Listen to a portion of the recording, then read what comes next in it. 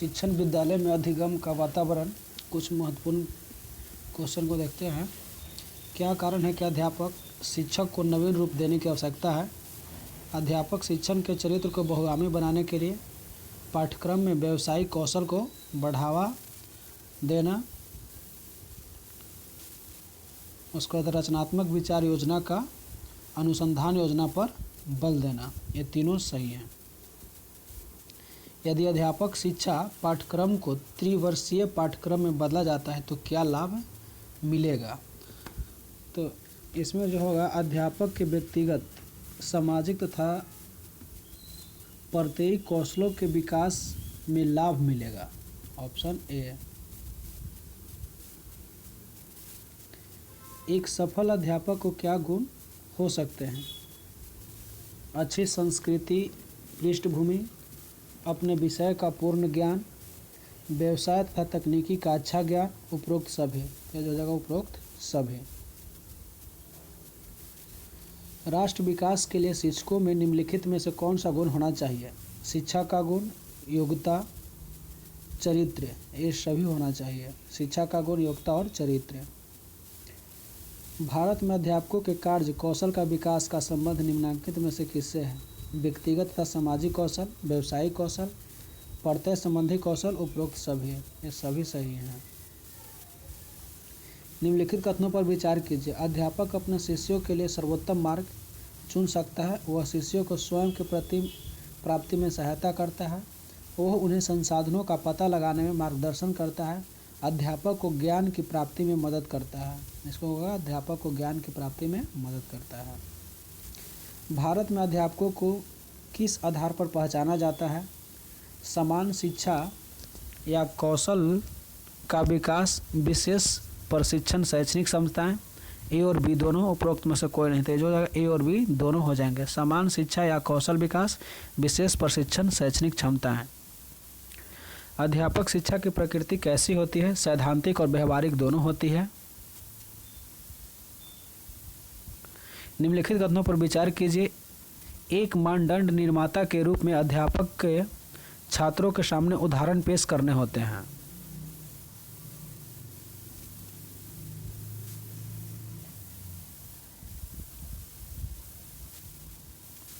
अध्यापक शिक्षा की व्यवस्था का आधार किस प्रकार का होता है? उद्देश्य केंद्रित होता है। अध्यापक शिक्षा की व्यवस्था का आधार किस प्रकार का? उद्देश्य केंद्रित होता है। अध्यापक शिक्षा के सिद्धांत कौन सा से हैं? तो ये जो है आपका शिक्षा का उद्देश्य और कार्य और अध्यापक शिक्षा के उद्देश्य और कार्य दोनों। निम्नलिखित कथनों पर विचार कीजिए। कथन एक में एक अध्यापक के नाते उसे छात्रों को कार्य करने के प्रति दृष्टिकोण निर्धारित करना चाहिए। कार्य के प्रति सही दृष्टिकोण अपनाने के लिए उसे स्वयं भी सहायता करनी चाहिए। तो ऑप्शन दिया है केवल एक, केवल दो, एक और दो दोनों, न तो एक न दो। तो ये जो हो जाएगा एक और दो दोनों सही हैं। क्या? तो एक अध्यापक के नाते उसे छात्र को कार्य करने के प्रति दृष्टिकोण निर्धारित करना चाहिए। कार्य के प्रति सही दृष्टिकोण अपनाने के लिए स्वयं भी सहायता करनी चाहिए। तो इसका एक और दो दोनों सही हैं। वर्तमान में शिक्षा का स्वरूप कैसा है? तो वर्तमान में जो शिक्षा का स्वरूप जो है व्यापक है। विद्यालय प्रवेश तथा छात्र उपलब्धि के बीच कैसा संबंध होता है? तो सह संबंध होता है। विद्यालय प्रवेश और छात्र उपलब्धियों के बीच सह संबंध होता है। बच्चों में बुद्धिमत्तापूर्वक समझ विकसित करने के लिए शिक्षक को कैसा होना चाहिए? प्रगतिशील सोच का, खुली मानसिकता। ए और बी दोनों, मतलब होना चाहिए प्रगतिशील सोच का होना चाहिए, खुली मानसिकता का होना चाहिए। पढ़ाए गए पाठ को अभ्यास के लिए बच्चे को क्या कराया जाना चाहिए? पूर्णाभ्यास, वाद विवाद, मौखिक अभ्यास, ये सभी कराना चाहिए। पूर्णाभ्यास भी कराना चाहिए, वाद विवाद भी होना चाहिए, मौखिक अभ्यास, ये तीनों होना चाहिए।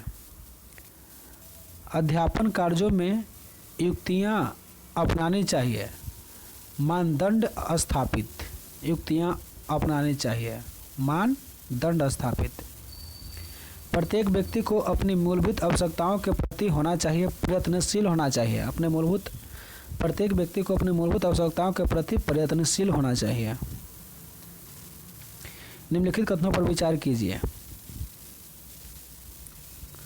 बाधा और कठिनाइयों का अनुभव न हो तो व्यक्ति को अपने व्यवहार में परिवर्तन लाने तथा नवीन ज्ञान और कौशल को अर्जित करने की आकांक्षा ही उत्पन्न नहीं होगी।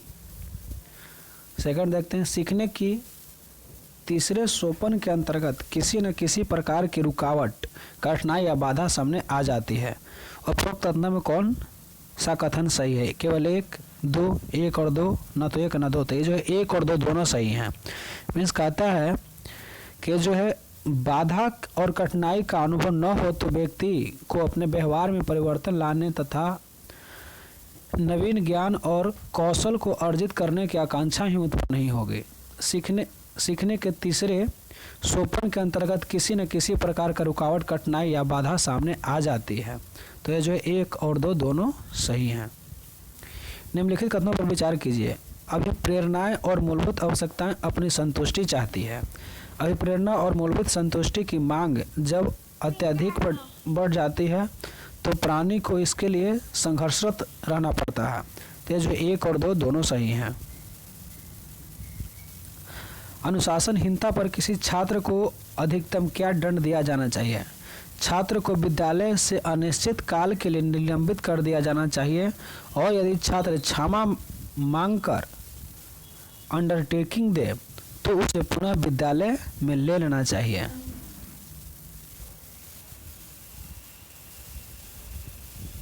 विद्यालय में अनुशासनहीनता उत्पन्न होने का कारण आप मानते हैं? शिक्षक में जिम्मेदारी का अभाव। न्यायालय ने कक्षा में छात्रों को शारीरिक दंड देने पर रोक लगा दी है। आप सोचते हैं, क्या सोचते हैं? तो न्यायालय का फैसला उपयुक्त है।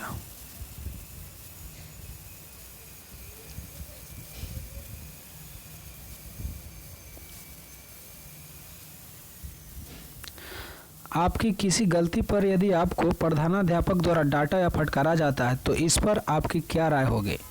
आप प्रधानाध्यापक के इस व्यवहार पर दुखी होंगे किंतु अपनी गरिमा को बचाने के लिए उसकी गरिमा को नहीं गिराएंगे।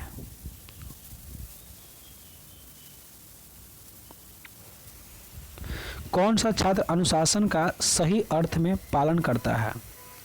जो जानता है कि किन किन परिस्थितियों में कैसा कैसा आचरण करना चाहिए।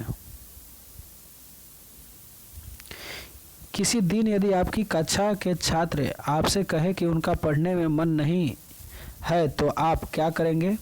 तो उनकी बात मानकर नहीं पढ़ाएंगे पर उन्हें साथ लेकर कोई सृजनात्मक कार्य करेंगे।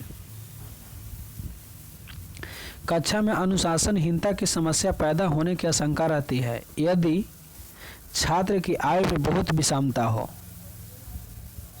मतलब सभी छात्र एक समान आयु के नहीं हैं। तो छात्रों में आपराधिक प्रवृत्ति एवं युवा आपराधिकता का प्रमुख कारण है मानसिक मांद्यता, आवश्यकताओं की पूर्ति न हो पाना, कुसमयोजन। उपरोक्त सभी जो हैं सही हैं। क्या?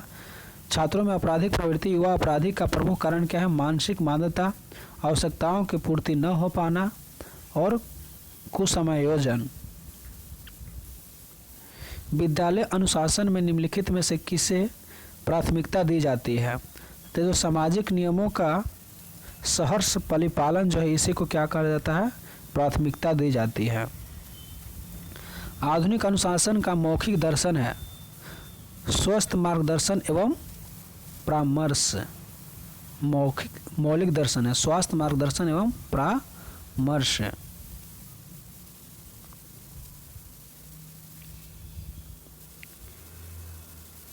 जिस कक्षा के छात्र अनुशासनहीन हों उसके बारे में आप क्या उपाय करना चाहेंगे?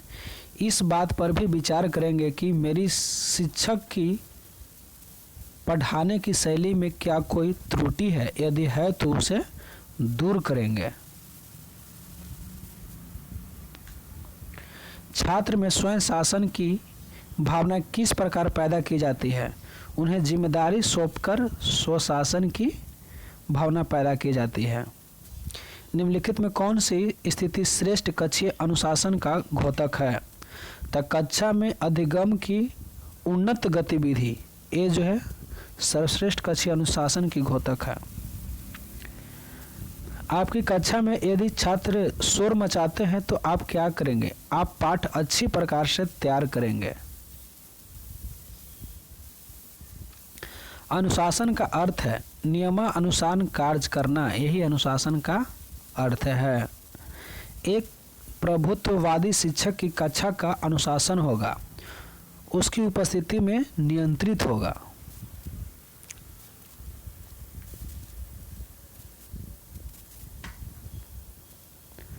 कक्षा में छात्र व्यवहार को अनुशासित करने वाले प्राथमिक कारक होना चाहिए।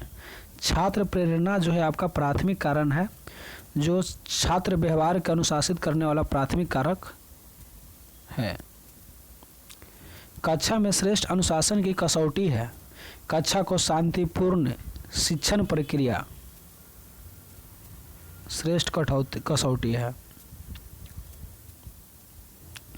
भय और दंड का प्रभाव छात्रों को अनुशासनहीन बना सकता है। इस कथन से आप अनिश्चित है। समान लक्ष्यों की प्राप्ति में व्यक्तियों को अनुगमन करने के लिए प्रभावित कारक नेतृत्व है। यह कथन किस विद्वान का है? तो कुंडज और डोनेल का है कि समान लक्ष्यों की प्राप्ति में व्यक्तियों को अनुगमन करने के लिए प्रभावित कारण नेतृत्व है। यह कथन किस विद्वान का? तो कुंडज और डोलेन का है। नेतृत्व संबंधी सिद्धांत एक्स और सिद्धांत वाई किसने दिया था? तो ये जो है डगलस मैकग्रेगर ने दिया था एक्स और वाई सिद्धांत। वर्ष 1960 से पहले नेतृत्व का कौन सा सिद्धांत सर्वाधिक प्रचलित था? नेतृत्व का लक्षण मूलक सिद्धांत जो है 1960 से पहले सर्वाधिक प्रचलित था। नेतृत्व का व्यवहार सिद्धांत किन आयामों पर आधारित है? ज्ञानीशिएटिव स्ट्रक्चर और कंसिडरेशन, ए और बी दोनों। मीन्स क्या? इनिशिएटिव स्ट्रक्चर और कंसिडरेशन। वैज्ञानिक प्रबंधन सिद्धांत का प्रतिपादन किसने किया था? तो ये जो है टेलर ने किया था।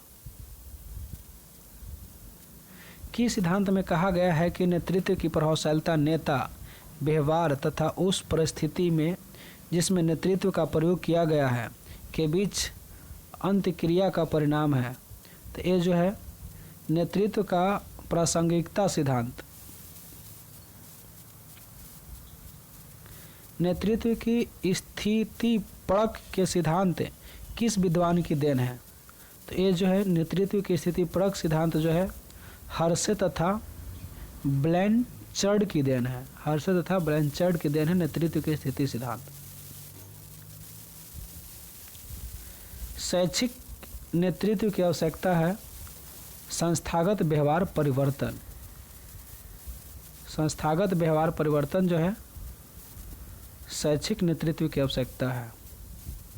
हॉलपिन के अनुसार शैक्षिक नेतृत्व लक्षण है मीन्स घनिष्ठता, अस्थायित्व और भूमिका निर्वाह, सभी जो है आपका हॉलपिन के अनुसार शैक्षिक नेतृत्व लक्षण है। हर्षे तथा ब्लैंचर्ड के स्थितिपरक नेतृत्व सिद्धांत के अनुसार मध्यम विद्यार्थी के लिए किस प्रकार की शैली प्रयुक्त की जाती है? उच्च कार्य निम्न संबंध शैली जो है प्रयुक्त की जाती है। नेतृत्व की 4 प्रभावकारी और 4 अप्रभावकारी शैली का वर्णन किसने किया है? तो रैडिन और हर्षे ने किया है। 4 प्रभावकारी और 4 अप्रभावकारी शैली का वर्णन किया है।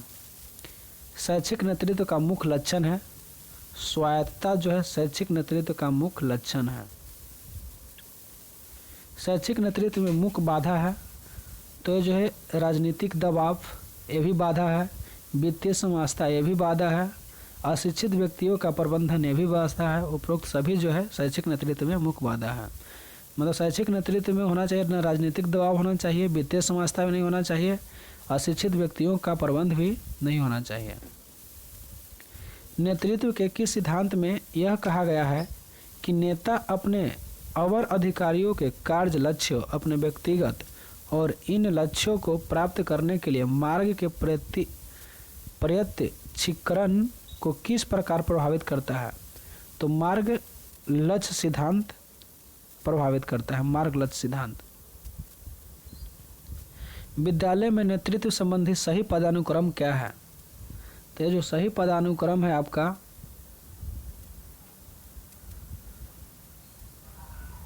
सबसे पहले आपका होना चाहिए, आपका छात्र होना चाहिए।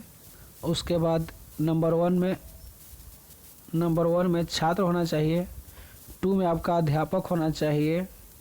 उसके बाद जो है आपका पर्यवेक्षक होना चाहिए 3 में। उसके बाद प्रधानाचार्य होना चाहिए। मीन्स हो गया क्या? 4 3 2 1 छात्र, अध्यापक, पर्यवेक्षक, प्रधानाचार्य।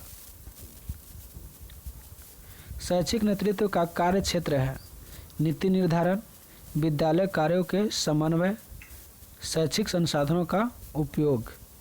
मतलब शैक्षिक नेतृत्व का नीति निर्धारण होना चाहिए, विद्यालय कार्यों का समन्वय होना चाहिए, शैक्षिक संसाधनों का उपयोग होना चाहिए। सभी जो क्या है शैक्षिक नेतृत्व के कार्य है। अध्यापक के अनुदेशनात्मक नेतृत्व में क्या शामिल नहीं है? तो ये जो विद्यालय परिप्रेक्ष्य में मानवीय एवं धर्मात्मक साधनों का अधिकतम उपयोग जो है आपका, विद्यालय परिप्रेक्ष्य में मानवीय एवं धर्मात्मक साधनों का अधिकतम उपयोग शैक्षिक नेतृत्व के कार्य क्षेत्र में शामिल है। कार्यों के लिए उद्देश्यों को निश्चित करना, नीति निर्धारण करना, प्रभाव संचालन का मूल्यांकन। ये जो है सभी जो है आपका शैक्षिक नेतृत्व कार्य में शामिल है।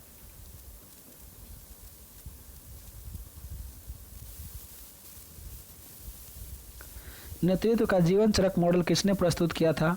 तो जीवन चरक प्रक्रिया जो है हर्षे व केनेथ बेलेंचर्ड ने प्रस्तुत किया था। नेतृत्व प्रभावित का आकस्मिक मॉडल फिडलर ने कब प्रस्तुत किया था?